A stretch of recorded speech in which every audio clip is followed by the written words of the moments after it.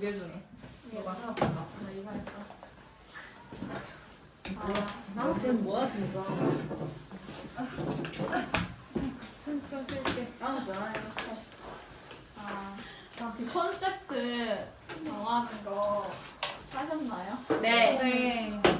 하셨다고요? 네. 한 명씩 돌아가면서 할까요? 네, 한 분씩 이제 발표를 한번 해보실게요. 당장부터 거기 안서연 씨부터. 다원.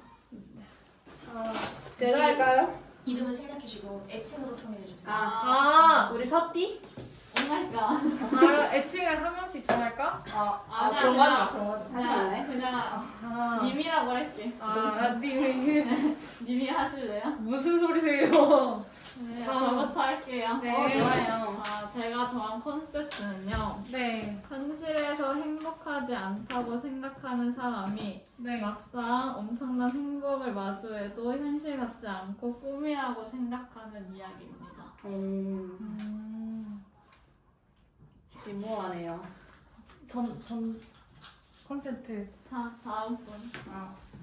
저는 평범한 하루를 보내던 주인공이 지나가던 사람에게 뜬금없이 유감입니다만 기아의 어머니께서 방금 사망하셨습니다 라는 얘기와 사망 증명서를 받는다 라는 게 콘셉트입니다. 제 콘셉트는 친구가 지나가는 남자 그리고 여자에게 고백을 하면 10,000원을 주겠다는 제안을 하고 이를 받아들여 서로 고백하고 어쩔 수 없이 사귀게 되는 서로 속고 속이는 생활이 시작되는 내용입니다. 너무 대박. 다음 분? 네, 행복. 여기 행복. 오케이. 저의 콘셉트는 세상에 호기심이 많던 돌과 비를 피하지 않는 소녀가 만나서 벌어지는 이야기입니다. 제 콘셉트는 서울에서 전학 온 여주와 시골 토박이인 남주 고3 여름 수능이 얼마 남지 않아 사람은 되지 않은 것을 서로 알면서도 끌려서 썸을 타는 각자만의 사정으로 내적 갈등을 해결해 나가는 이야기.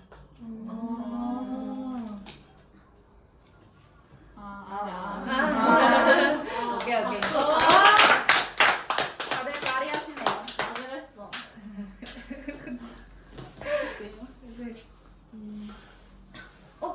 콘셉트라는 이제 콘셉트를 다 정했죠.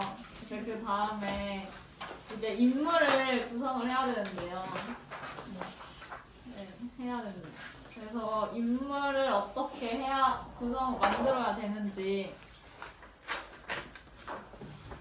인물을 어떻게 만들어야 되는지에 대해서 이제 공부를 한번 해볼 건데요.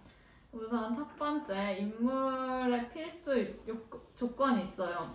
그 작품 속에서 드러나야 되는 인물의 필수 조건이 있는데 그게 인물의 감정과 개성을 드러내야 하고 그다음에 인물의 과거를 보여주고 변화를 보여주고 갈등, 세계관, 목표, 동기, 결정, 행동, 행위를 보여줘야 합니다.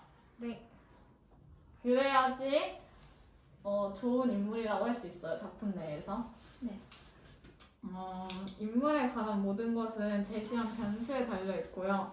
인물의 결정과 행동이 어느 정도의 의미와 효과를 갖는지는 인물이 결정을 내리거나 행동하는 순간, 이전, 도중, 이후의 변수들이 어떻게 사용하느냐에 따라 달라져요. 그래서 인물은 깊이와 구체성을 필요로 해 인물에게 개연성 부여, 기본적인 연결고리, 흥미로운 일을 줘야 하고요. 인물은 발전해야 하며 다른 핵심 요소들과의 관계에 따라 나타나야 합니다. 인물이 다른 요소들과 긴밀한 관계를 맺고 있다는 사실을 깨달을 때 작가는 인물을 강력한 스토리텔링 도구로 사용할 수 있어 인물을 구성하는 요소 각각을 정의하고 분류하여 검토하고 접근해야 합니다. 그래서 항상 인물과 관련된 두 가지를 생각을 해야 하는데요. 첫 번째는 어떤 변수를 적용할 것인가, 두 번째는 이러한 변수들이 인물의 어떤 사람을 드러내 줄 것인가에 대한 감각. 이 두 가지를 항상 생각하면서 인물을 구성해야 하고요.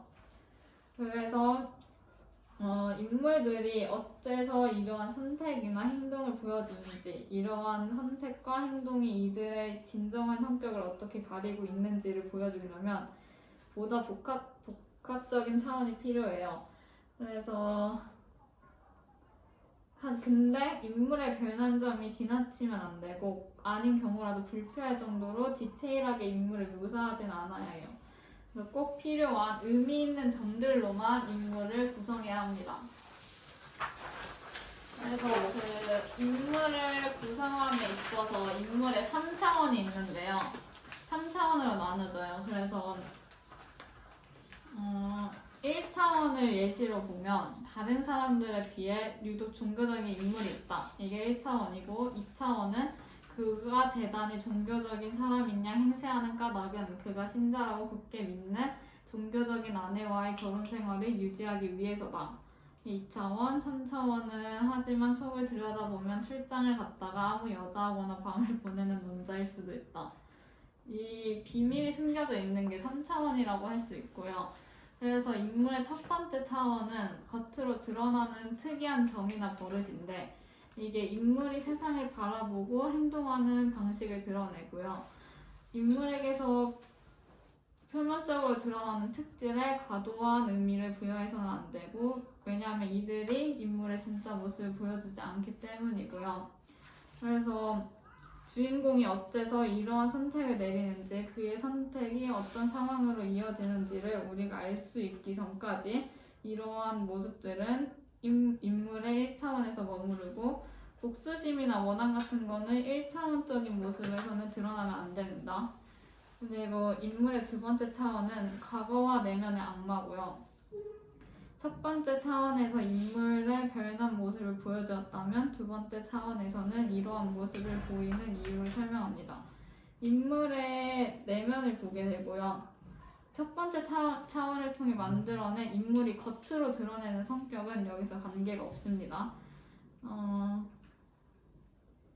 2차원적 심리는 주인공의 선택에 직접적으로 영향을 미친다기보다는 주인공이 어째서 3차원적 행동을 내리는지를 이해하게 해주고요. 그래서 이제 세 번째 차원은 행동과 행위 그리고 세계관인데요. 주인공과 악당의 진정한 모습을 보여주는 것은 바로 3차원적 결정과 행동 그리고 행위입니다. 인물이 진짜 어떤 사람인지를 보여주고 그리고 인물의 변화를 보여줘야 하니까 시나리오는 삼각구도로 되어 있는데 3막에서 보통 나타날 거예요. 그래서 3차원적 인물을 그려야 한다는 거고 참고는 한번 읽어보시면 도움이 될 수 있을 것 같아요. 그리고 주요 등장인물 외 주변 인물은 주요 등장인물을 발전시키는 데 집중하고 다른 인물들은 내버려 두어야 하며 이야기의 주변 인물은 1차원적으로 표현해야 합니다. 주변적인 인물에게 깊이를 부여한다고 과도한 분량을 주어서는 안 되고요.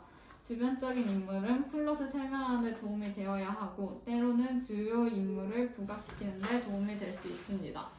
이제 여기까지 인물 구성하는 거였고 이제 인물을 구성하면서 좀 부가적인 요소가 이야기는 갈등이라는 건데요. 작가가 주인공에게 부여한 목표를 가로막는 것이고 반대자가 없는 이야기는 극적 긴장감이라고는 찾아볼 수 없게 되고 결국 독자들의 감정을 이끌어내지 못해요. 그래서 이야기에는 꼭 갈등이 필요하고 갈등이란 주인공이 해야 하는 것, 이겨내야 하는 것, 성취해야 하는 것 등 무엇이든 주인공에게 필요한 것을 얻는 여정에서 나타나는 장애물을 말합니다. 그래서 내적 갈등하고 외적 갈등이 있는데요. 외적 갈등은 주인공의 여정에 놓인 것이고 내적 갈등은 모든 압박에도 불구하고 최선의 선택을 내려야 하는 인물을 방해하는 것입니다. 그래서 이 장애물을 극복하는 과정을 인물의 변화라고 하고요. 그리고 이제 인물의 과거사가 등장할 때도 있는데 이거는 이야기를 위한 도구일 뿐이고 그리고 현재 하는 선택과 행동에 영향을 미치겠죠. 1차원적 모습에서. 그래서 1차원적인 모습을 설명하는 동시에 인물이 진정한 3차원적 모습을 보여주는 발판으로 작용하고요.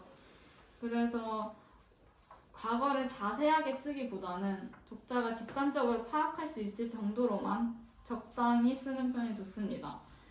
빙산의 원칙이라는 게 있는데요. 이거는 인물의 과거를 10% 정도만 보여주는 원칙이에요. 그래서 마찬가지로 과거사는 다 보여주면 안 된다. 적게 그냥 이해할 정도로만 보여주는 게 좋고요.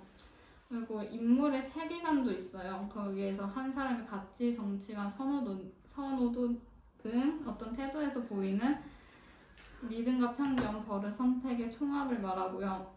이제 주제가 있는데 주제는 이야기가 의미하는 것이고 이야기를 보고 생각하게 하고 느끼게 하는 것입니다. 그래서 주제와 콘셉트는 서로 다른 요소이면서 서로에게 의존할 수밖에 없어요. 그래서 훌륭한 콘셉트는 이야기에서 주제와 연결이 되고요. 만약에 주제를 충분히 생각했다면 무슨 이야기예요? 라는 질문에 대답할 수 있어야 합니다. 그래서 작가가 아는 것 미리 의도해야 한다는 게 정말 중요하고요. 주제를 우선적으로 고려해 주제가 인물이 변화하는 과정과 어우러지게 하는 것이며 주제를 노골적으로 부각시키려고 하지 말고 설명하지 말고 그저 보여줘야 합니다. 그렇게 해서 스토리가 진행이 돼야 하고요. 이제 인물을 만들 때 참고하면 좋을 저기 질문도 있고 여기? 네, 네, 그거. 거기에 이제 인물 다 같은 내용이에요. 다들. 색깔만 다르고. 네, 색깔은 다르고. 그래서 여기 인물에게 질문하기라는 챕터가 있거든요. 인물에게 질문하기라는 챕터가 있는데 이렇게 오늘 제가 말한 것처럼 요 바탕으로 인물을 구성하면서 그 구성된 인물 있죠? 네. 구성된 인물한테 한 번씩 질문을 해보세요. 질문하는 챕터가 있죠? 오늘 한 번씩 질문을 하면서 과연 대답을 할 수 있는지, 대답을 할 수 있어야지 좋은 그겁니다. 이거 찍어서 단톡에 올려주세요. 그리고 그럼 끝! 오! 네, 이해가 되셨나요? 네. 설명을 너무 잘하시네요. 진짜로요?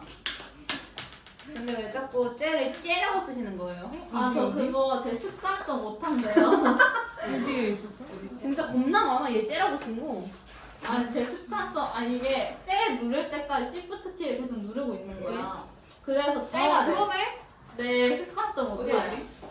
아, 그러네. 여기도 째려. 다 째려 그냥. 나 뗐을 때 그래. 그러니까. 다음이 난가? 아닌가? 아니야, 아, 아무튼 그 뭐냐 인물을 이제 설정을 해오셔야 돼요. 인물을 만들어서 오시고 주제를 잡아야 합니다. 인물 설명이라는 그리고 이제 게. 컨셉트를 다들 네. 짜셨잖아요. 네. 그럼 그 컨셉트를 바탕으로 인물을 만드시고요. 네. 우선 주인공이나 만약에 적대자가 있다면 악당, 만약에 외적인 요소에서 갈등이 일어난다면 악당이 있겠죠? 네. 그러면 그 둘의 인물을 설정을 해 오시면 될 것 같고 그리고 이 내용의 주제가 무엇인가 또 이제 해 오셔야 할 것 같습니다. 아이고 많겠네. 너무 많은데요. 아니요. 그 숙제 다시 올려줘. 톡강. 뭐야. 진짜 말도 안 된다. 아 단장이 저래도 되나? 자, 수고하셨어요. 이제 끝났어? 완전 다?